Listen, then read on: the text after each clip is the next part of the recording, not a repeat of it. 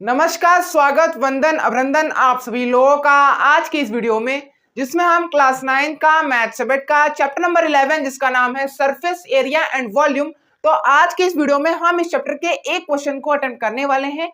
तो बिना देरी के शुरुआत करते हैं आज की इस वीडियो की और श्री गणेश करते हैं इस क्वेश्चन प्रैक्टिस की वीडियो का।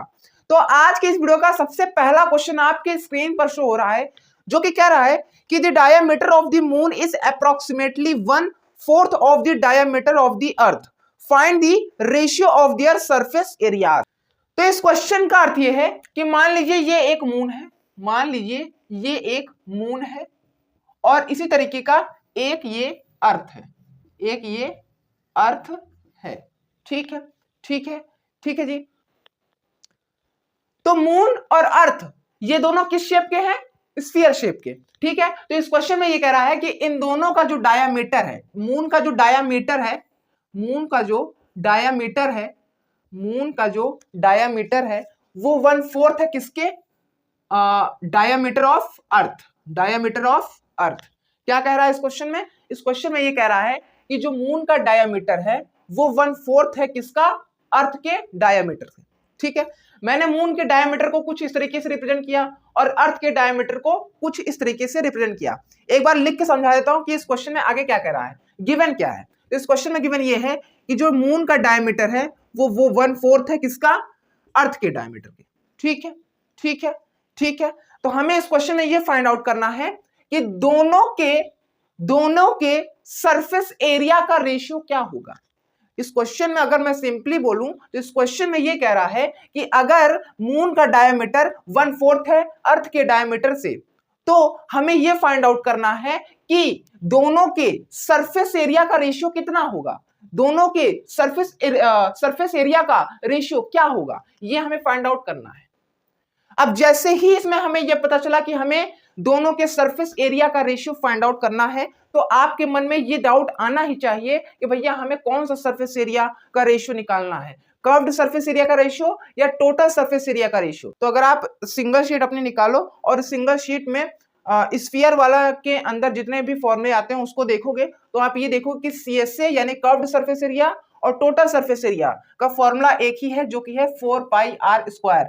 तो स्फीयर में, सिर्फ और सिर्फ स्फीयर में अगर आपसे बोलता है सरफेस एरिया, तो आपसे ये मतलब नहीं है कि कर्व्ड सरफेस एरिया की बात की जा रही है या टोटल सरफेस एरिया की बात की जा रही है। ठीक है, ठीक है। अच्छा, हमें सरफेस एरिया का रेशियो निकालना है इन दोनों का, ये हमें समझ में आ गया, लेकिन हमें उन दोनों के रेडियस की वैल्यू भी तो पता होनी चाहिए, तभी तो हम फाइंड आउट कर पाएंगे इन दोनों के सरफेस एरिया का रेशियो। लेकिन हमें रेडियस भी गिवन नहीं है, तो हम क्या करेंगे?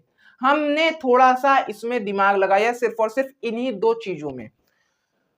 तो मैंने ये देखा कि मुझे क्वेश्चन में कह क्या रहा है, एक बार फिर से पढ़ो क्वेश्चन को। क्वेश्चन में ये कह रहा है कि हमें इन दोनों के सरफेस एरिया का रेशियो निकालना है। तो अगर मैं सरफेस एरिया को TSA मान लूं या सरफेस एरिया मान लो, छोड़ो TSA छोड़ो, सरफेस एरिया मानो, तो रेशियो हम कैसे फाइंड आउट करते हैं?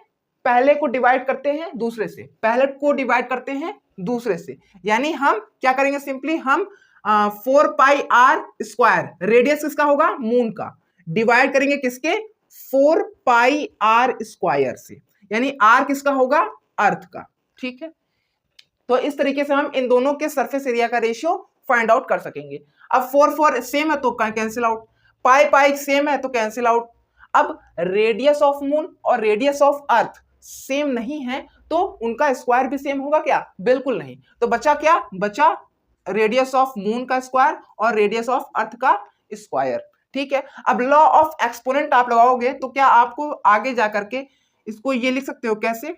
RM यानी radius of moon upon radius of अर्थ का होल स्क्वायर। क्या इसको इस तरीके से लिख सकते हो लॉ ऑफ एक्सपोनेंट को अप्लाई करके? बिल्कुल बिल्कुल बिल्कुल। ठीक है, अब इसको यहीं पे छोड़ो, अब यहां पे ध्यान दो। डायामीटर दिया है ना, तो डायामीटर किसके बराबर होता है? रेडियस के दुगना, यानी 2 टाइम्स ऑफ रेडियस ना। तो क्या मैं इस एक्सप्रेशन को कुछ इस तरीके से ले सकता हूं? किस तरीके से? ब्रैकेट में 2 radius of moon, radius of moon bracket हटा दो, is equal to 1/4 multiply by 2 radius of earth. इस तरीके से क्या मैं लिख सकता हूं? मैंने तो सिंपली डायमीटर को रेडियस में कन्वर्ट कर दिया, डायमीटर को मैंने 2r से रिप्रेजेंट कर दिया ना। कोई दिक्कत हुई क्या? कोई दिक्कत नहीं हुई। अब क्या करना है आपको?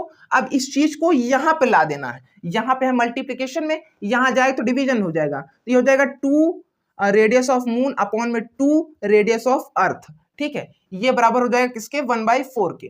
ठीक है 2 सेम था, कैंसिल आउट। अब radius of moon radius of अर्थ बराबर हो सकता है क्या? बिल्कुल नहीं। तो बचा क्या? Radius of moon upon radius of earth is equal to 1/4। ठीक है।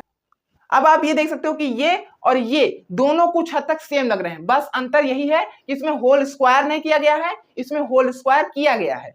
अब हम इसको मान लेते हैं एक वैल्यू। अब हम इसी वैल्यू को इसमें पुट अप कर देंगे तो हमें क्या मिलेगा? हमें मिलेगा 1/4 का होल स्क्वायर। अब सिंप्लीफाई करेंगे तो हमें क्या मिलेगा? 1 का स्क्वायर कितना होता है? 1। 4 का स्क्वायर कितना होता है? 16। अब 1/16 क्या है? 1/16 किसके बराबर है? Surface area of moon upon में सरफेस एरिया ऑफ अर्थ के। 1/16 बराबर है surface area of moon upon में सरफेस एरिया ऑफ अर्थ के। ठीक है, अब आपको इस फ्रैक्शन को रेशियो में कन्वर्ट करना है।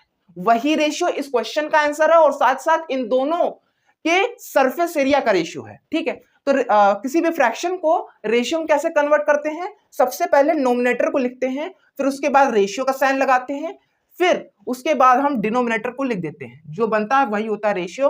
और जैसा कि यहां पर इस क्वेश्चन में 1:16 मिल रहा है, यही है सरफेस एरिया ऑफ मून और सरफेस एरिया ऑफ अर्थ का रेशियो, यानी यही है इस क्वेश्चन का आंसर। और इसी तरीके से आपको इस क्वेश्चन को अटेम्प्ट करना है, आपको इस क्वेश्चन को सॉल्व करना है। तो अभी तक लिए सिर्फ इतना ही, मिलते हैं अगली वीडियो में।